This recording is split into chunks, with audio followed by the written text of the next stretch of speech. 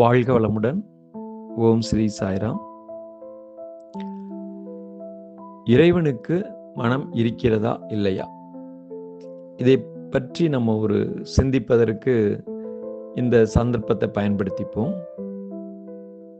இறைவன் மனம் இருந்தால் நம்மை போன்று பாஸ்ட் என்கின்ற ஒரு நிலைப்பாட்டையும் அவன் சிந்திக்கணும், ஃபியூச்சர் என்கின்ற நிலைப்பாட்டையும் சிந்திக்கணும், அப்புறம் ப்ரெசண்ட் அப்படிங்கிற ஒரு நிலைப்பாட்டிலையும் அவன் இருக்கணும். இப்போ நம்ம எல்லோரும் சாதாரண மனிதர்கள் என்ன பண்ணுறோம் அப்படின்னா, ஒன்று பாஸ்டில் இருக்கிறோம், இல்லைன்னா ஃப்யூச்சரில் இருக்கிறோம். ப்ரெசண்டில் நம்ம இருப்பதே இல்லை. ப்ரெசண்டில் இருந்தால் எல்லாம் வல்ல அந்த பரம்பொருளாகிய ஆதி என்ற நிலைக்கு ப்ளஸ் ஆதி சமாதிக்கு போய் நம்முடைய மனமானது நிலை பெற்று இருக்கின்ற பட்சத்தில் அதனுடைய எனர்ஜி லெவலே வேற, அது வேற. இப்போ நம்ம இறைவன் அப்படின்னு சொல்லக்கூடிய இந்த கடவுள்கள் அப்படிங்கிறத தான் பற்றி பார்க்குறோம். இறை ஆற்றல் வேற, இறை ஆற்றலுக்கு மூலமாக இருக்கக்கூடிய ஆதி என்ற மெய்ப்பொருள் பரம்பொருள் அல்லாஹ் பரமபிதா, அது அல்மைட்டி, அது வேற. இப்போ நம்ம பார்க்கக்கூடிய இந்த கடவுள்கள் அப்படின்னு சொல்லக்கூடிய ஒரு நிலைப்பாட்டை தான் நம்ம எடுத்து பார்த்துட்ருக்குறோம். அப்போ அவங்களுக்கு அவங்க இப்போ நம்ம பக்கத்தில் அருகாமையில் இல்லை, ஆனால் கோயில்களில் இருக்கிறாங்கன்னு நம்ம நம்புகிறோம் இல்லைங்களா? நம்ம நம்புகிறோம், நம்ம அவங்களோட பேசுகிறோம், அவங்கள அந்த மிராக்கிள் நடத்தப்படக்கூடிய அந்த நிகழ்வுகள்லாம் கண்ணால் பார்க்குறோம். அதெல்லாம் எப்படி உண்டாக்கப்படுது அப்படின்னு நிறைய பேர்த்துக்கு தெரிஞ்சிருந்தாலும், நம்மளுடைய முன்னோர்கள் நமக்கு வழிகாட்டின அந்த பாதையில் நம்ம போய்கிட்டு இருக்கோம், பயணப்பட்டு இருக்கோம் இல்லைங்களா? அது ஒரு பிலீவ் சிஸ்டம். அந்த பிலீவ் சிஸ்டத்தில் நம்ம எல்லோரும் இருக்கணும், இருந்து தான் ஆகணும். அப்படின்னா தான் இந்த சமுதாயத்தின் கட்டமைப்பில் நம்மளுடைய அந்த ஒழுக்கம் என்பது இருக்கும். அதுக்காக நம்ம முன்னோர்கள் ஆழ்ந்து சிந்திச்சு இதே மாதிரி ஒரு கட்டமைப்பை ஏற்படுத்தி வச்சிருக்கிறாங்க. அது காலம் காலமாக அறிவில் நம்ம ஒரு முன்னேற அதனுடைய புரிதல் தன்மை வேற ஒரு பரிமாணத்தில் புரிய வைக்கப்பட்டுட்டு இருக்கு நம்ம ஒவ்வொருத்தருக்கும். அதுக்கு மகான்கள் கற்றுக் கொடுத்துட்டு இருக்கிறாங்க. அது ஒரு சப்ஜெக்டாக வச்சுப்போம். இப்போ இறைவனுக்கு மனம் இருக்கா? அவன் மனம் இருந்தால் பாஸ்ட், ப்ரெசன்ட், அப்புறம் ஃபியூச்சர் அப்படி போகணும் இல்லைங்களா? அப்போ அப்படி இருந்ததுன்னா, இப்போ பாஸ்ட் லைஃப் அப்படிங்கிறத இறைவன் நினச்சிக்கிட்டே இருந்தான்னா ப்ரெசண்டில் இருக்க முடியாது. ப்ரெசண்டில் இருக்கக்கூடிய இறைவன் எப்போவுமே ப்ரெசண்டில் இருந்தான்னா ஃபியூச்சரை பற்றி சிந்தனை பண்ணவும் முடியாது, பாஸ்ட்டை பற்றின சிந்தனையும் இருக்காது.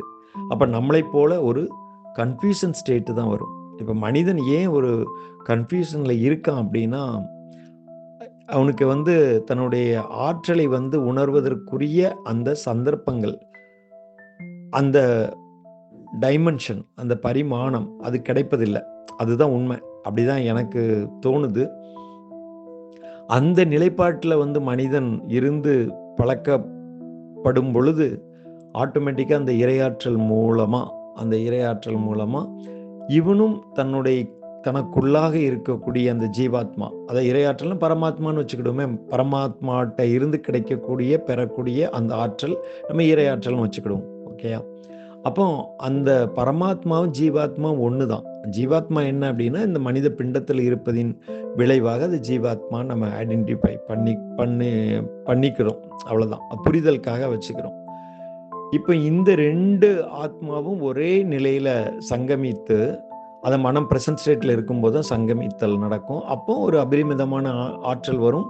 நம்மளுடைய ஃபியூச்சரையும் நம்ம கணிக்க முடியும், ஃபியூச்சரும் தெரிய ஆரம்பிக்கும்.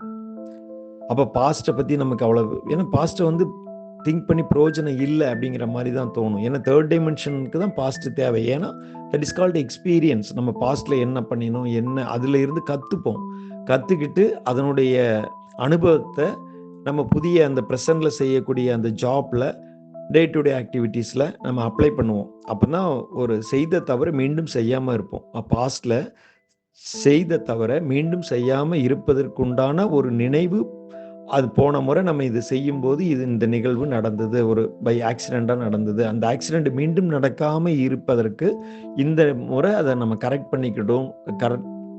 பண்ணிக்கிடணும் அப்படின்னு நினச்சிட்டு செய்வோம் இல்லையா? அப்போ ஆக்சிடெண்ட்டை தவிர்க்க முடியும். அப்படி தானே? அதனால தான் பாஸ்ட் தேவை தான்.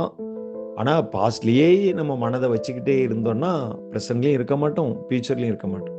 அப்போ நம்ம இந்த குழப்பும் போது இறைவன் மனம்னு ஒரு கருவி வச்சுருந்தா நம்மளை மாதிரி தானே இருக்கணும். ஏன்னா நம்ம டிசைன் பண்ணலை, இது இறைவன் தான் டிசைன் பண்ணி கொடுத்த ஒரு பாடி, மனம், அப்புறம் நம்ம இப்போ இருக்கக்கூடிய அந்த நிலைப்பாடு எல்லாம் அந்த இறைவன் தான் கொடுத்துருக்கிறான்னு நம்ம எல்லோருமே நம்புகிறோம். எல்லா மதத்தினரும் அப்படி தான் நம்பிக்கிட்டு இருக்கோம். அப்போ அப்படி இருக்கும்போது இறைவனுக்கு மனம் இருந்தால் எப்படி இருக்கும்? கொஞ்சம் யோசிப்போமா? அந்த மனம் அப்படின்னு இருந்ததுன்னா இறைவன் பாஸ்ட்ல இருப்பானா, ஃபியூச்சர்ல இருப்பானா, இல்லை ப்ரெசன்ட்ல இருப்பானா, இல்லை நம்மள மாதிரி மிக்ஸ்டு ஃபீலிங்ஸ்ல இருப்பானா, பாஸ்ட், ப்ரெசன்ட், ஃபியூச்சர் அப்படின்னு இருப்பானா? கொஞ்சம் யோசிச்சு பார்த்தா நல்லா இருக்குல்ல. இதே மாதிரி குண்டக்க மண்டக்க நம்ம யோசிக்கும் போது தான் நம்மளை பற்றின ஒரு புரிதலே வரும்.